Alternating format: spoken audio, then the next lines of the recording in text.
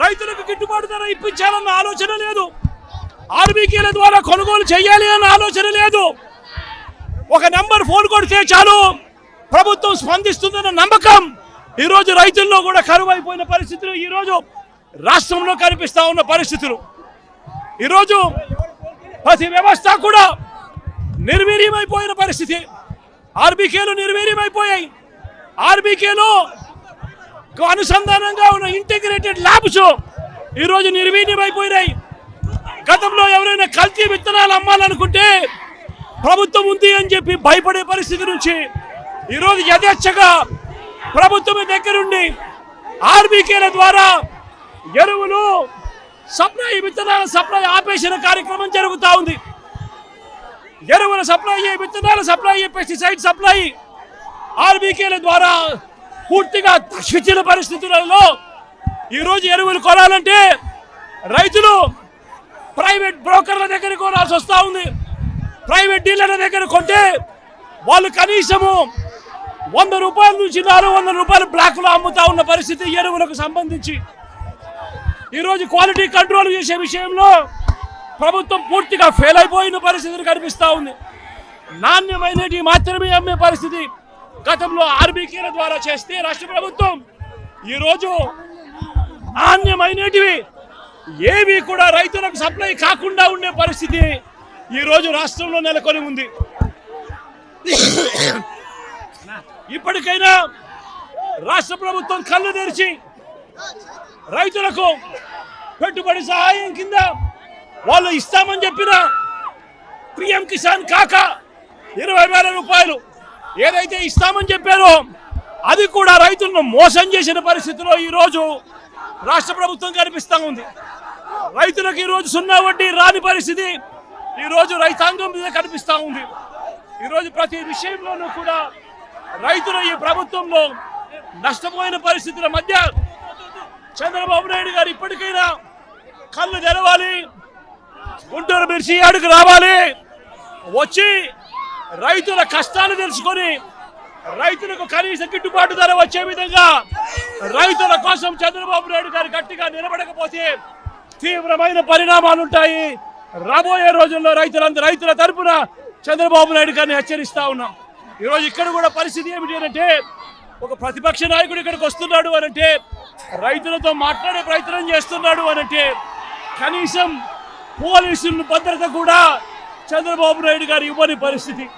నేను ఇదే చంద్రబాబు నాయుడు గారికి చెప్తా ఉన్నా, ఎల్లకాలం ఈ ప్రభుత్వం ఉండదు. రేపొద్దున ప్రతిపక్షంలో మీరు కూర్చున్నప్పుడు ఇదే మాదిరిగా పోలీసు భద్రత మేము తీసేస్తే ఎలా ఉంటుందో ఒక్కసారి ఆలోచన చేసుకో చంద్రబాబు. నువ్వు చేస్తా ఉన్నది కరెక్టా కాదా అన్నది కూడా ఒకసారి ఆలోచన చేసుకోమని చంద్రబాబు నాయుడు గారికి ఈ సందర్భంగా గట్టిగా చెప్తా ఉన్నాం, విజ్ఞప్తి చేస్తూ. ఆంధ్రప్రదేశ్ ముఖ్యమంత్రి వర్యులు చంద్రబాబు నాయుడు గారు ఢిల్లీ కొత్త ప్రభుత్వం ప్రమాణ స్వీకార కార్యక్రమానికి అటెండ్ అవుతూ మరి అగ్రికల్చరల్ మినిస్ట్రీకి వచ్చి రాష్ట్రంలో ఉన్నటువంటి మిర్చి రైతుల తాలూకా సమస్యల గురించి కూడా ఇక్కడ ప్రత్యేకంగా ప్రస్తావించడం జరిగింది. నిన్న అగ్రికల్చర్ మినిస్టర్ శివరాజ్ సింగ్ చౌహాన్ గారు ప్రత్యక్షంగా ఇక్కడ అందుబాటులో లేకపోయినా ఆ మీటింగ్కి వర్చువల్లో కూడా ఆయన అటెండ్ అయ్యి మరి కొన్ని విషయాల మీద చంద్రబాబు నాయుడు గారు కూడా రాష్ట్రం తరపున మిర్చి రైతుల తరపున ఉన్నటువంటి సమస్యలు ప్రస్తావిస్తే అది ఖచ్చితంగా ఇమీడియట్గా టాప్ ప్రయారిటీ మీద తీసుకొని అవన్నీ కూడా సెటిల్ చేస్తామని చెప్పి కూడా ఆయన హామీ ఇవ్వడం జరిగింది. వేరేగా ఒక మీటింగ్ ఈ రోజు పెడతామని చెప్పి ఇచ్చినటువంటి హామీ ప్రకారం ఈ రోజు ఒక మీటింగ్ పెట్టుకున్నాం. అగ్రికల్చర్ మినిస్ట్రీ తాలూకు అధికారులు, నేను కూడా అటెండ్ అయ్యాను. రాష్ట్రం తరపున అచ్చెన్నాయుడు గారు అలాగే అక్కడ ఉన్నటువంటి అగ్రికల్చర్ టీం అందరూ కూడా అటెండ్ అయ్యి మళ్ళీ ఆ సమస్యల మీద ప్రత్యేకంగా చర్చించడం కూడా జరిగింది. అందులో ముఖ్యంగా ప్రొక్యూర్మెంట్కి సంబంధించి, ఎందుకనంటే ఇది ఇమీడియట్ గా స్టార్ట్ అవ్వాలనే ఆలోచనతో చంద్రబాబు నాయుడు గారు నేను రిక్వెస్ట్ చేశారు. మరి దాన్ని సీరియస్ గా తీసుకొని కేంద్ర ప్రభుత్వం అలాగే మంత్రి గారు కూడా దాన్ని ఇమీడియట్ గా చేయిస్తామని చెప్పి హామీ ఇచ్చారు. వీలైనంత త్వరగా కేంద్రం నుంచి కూడా డిఫరెన్స్ ఆఫ్ ప్రైస్ ఏదైతే ఉందో దాన్ని పే చేయడానికి ఏదైతే 25% వరకు వాళ్ళకి MIS minimum market intervention scheme ద్వారా ఉందో దాన్ని పొడిగిస్తూ 75% వరకు కూడా కమిటీ ఆఫ్ మినిస్టర్స్ ద్వారా అప్రూవల్ తీసుకొని 75% వరకు కూడా చేస్తామని చెప్పి స్పష్టంగా హామీ కూడా ఇవ్వడం జరిగింది. అయితే ప్రైస్ దీనికి తీసుకోవడానికి కింటా తాలూకా ప్రైస్ రాష్ట్రం తరపున మనం క్యాల్కులేట్ చేసింది కాస్ట్ ఆఫ్ ప్రొడక్షన్ గానీ లేబర్ కాస్ట్స్ గానీ ప్రాక్టికల్ గా గ్రౌండ్ లెవెల్లో రైతులు ఎంత పెడుతున్నారో దాన్ని అంతటిని కూడా క్యాల్కులేట్ చేసి సుమారు 11,600 రూపాయలు ఇస్తే మరి వీళ్ళ తరపున 10,000 చిలుకల వరకే ఇవ్వడం జరిగింది. సో దాన్ని కూడా గట్టిగా రిప్రజెంట్ చేశాం. ఎట్టి పరిస్థితుల్లో క్వింటా తాలూకా ప్రైస్ ఏదైతే దీనికోసం క్యాల్కులేషన్కి యూజ్ చేస్తున్నామో అది పెంచాలి. 11,600 అయినా దానికంటే ఇంకెక్కువ వస్తే ఎక్కువైనా సరే పెట్టాలని చెప్పాం. ఐకార్కి సంబంధించినటువంటి అధికారులు కూడా పిలిచారు. వాళ్ళకు కూడా స్పష్టంగా ఇన్స్ట్రక్షన్స్ కూడా మరి మినిస్టర్ గారు ఇచ్చారు. ఎట్టి పరిస్థితుల్లో ఆ ప్రైస్ని కూడా ఇంప్రూవ్ చేయాలని. సో అది కూడా చాలా పాజిటివ్గా ఉందని కూడా ఈ సందర్భంగా తెలియజేస్తున్నాం. అలాగే మూడో పాయింట్ నిన్న కూడా ప్రస్తావనలోకి వచ్చింది. ఎక్స్పోర్ట్స్ గతంలో జరిగినటువంటి విధంగా ఈ రోజు జరగట్లేదు. దానికి ఇంటర్నేషనల్ జియోపొలిటికల్ ఇష్యూస్ కొన్ని ఉన్నాయి. అయినప్పటికీ కూడా ఎక్స్పోర్ట్స్ ని మళ్ళీ మనం ఎలా ప్రోత్సహించాలి అనే ఆలోచనతో దాని మీద కూడా కొన్ని నిర్ణయాలు చర్చలో వచ్చాయి. ఆ నిర్ణయాలని ఏ రకంగా అమలులోకి తీసుకొని రావాలన్న దాని మీద రాష్ట్రంలోనే ఎక్స్పోర్ట్స్ కి సంబంధించి ఎక్స్పోర్టర్స్ దీనికి ఈ యొక్క చిల్లీ ఫీల్డ్ కి సంబంధించిన ఎక్స్పోర్టర్స్ కానీ ఎఫ్పిఓస్ కానీ రైతులు కానీ అందరినీ కూడా కూర్చొని పెట్టి వాళ్ళ ద్వారానే సమస్యలు ఏమున్నాయో తెలుసుకొని దానికి హెల్ప్ చేసే విధంగా చర్యలు తీసుకోవాలని ఒక నిర్ణయం తీసుకున్నాం.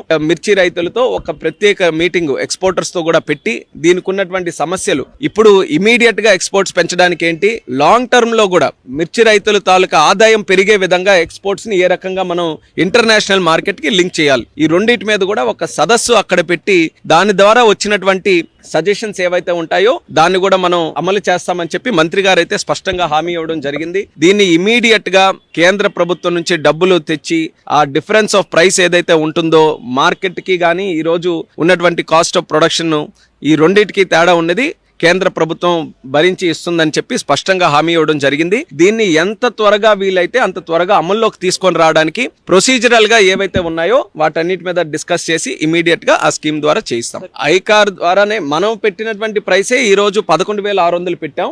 ఐకార్కి అది మ్యాచ్ చేయమని చెప్తున్నాం. ఈ రోజు కాస్ట్ ఆఫ్ ప్రొడక్షన్ మేము చాలా పక్కాగా క్యాలిక్యులేట్ చేసాం రైతుల ఒపీనియన్లు తీసుకొని. సో అంత ఉండాలి. ఇంకా అవకాశం ఉంటే లేబర్ కాస్ట్ ఇవన్నీ కూడా ఉన్నాయి. ఇప్పుడు కష్టాల్లో ఉన్నారు. ఏది ఇచ్చిన రూపాయి రైతుకి వెళ్తుంది కాబట్టి అవకాశం ఉంటే దానికన్నా పెంచమన్నాం. సో ఐకార్ ఆ ప్రాసెస్ లో ఉంది. పాజిటివ్ గా ఉన్నారు పెంచుతామన్న ప్రాసెస్. ప్రస్తుతానికి ఆంధ్రప్రదేశ్కి సంబంధించి ఇప్పుడు ఆంధ్రప్రదేశ్లోనే మనం అనుకుంటే గుంటూరు, పల్నాడు, కర్నూలు, రాయలసీమలో ఉన్నటువంటి రైతులందరికీ కూడా ఇది బెనిఫిట్ అవుతుంది కాబట్టి ప్రస్తుతం మనం ఇచ్చినటువంటి రిప్రజెంటేషన్ ఆంధ్రప్రదేశ్ రాష్ట్రం తరపున ఇచ్చాం.